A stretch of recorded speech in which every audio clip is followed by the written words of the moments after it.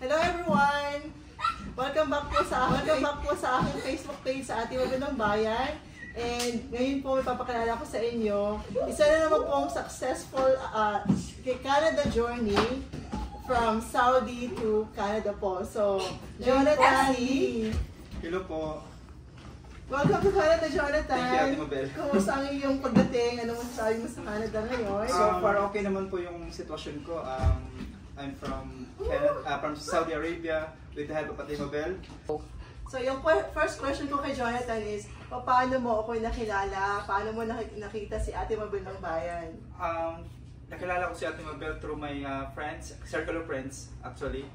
And he referred to me to Ate Mabel to send a resume.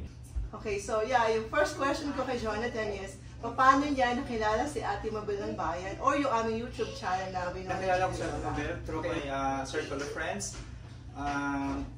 And he told me to send a resume to her, and then nag-send ako and successfully na-refer ako from Ate Mabel to the agency, and now successfully I'm here.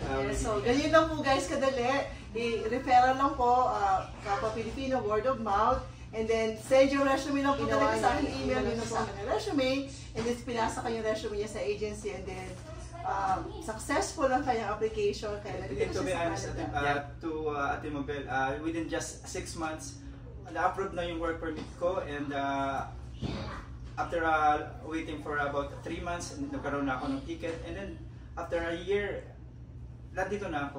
So, I'm so thankful to Ate Mabel ng Bayan. Oh, you're welcome. Naku, alam niyo, nakakataba ng puso talaga kasi by the help of social media, yes. Email lang talaga. As in, may natulungan kang kaya sa kaya talaga guys, gustong-gusto talaga sila makausap ng personal, magbisita.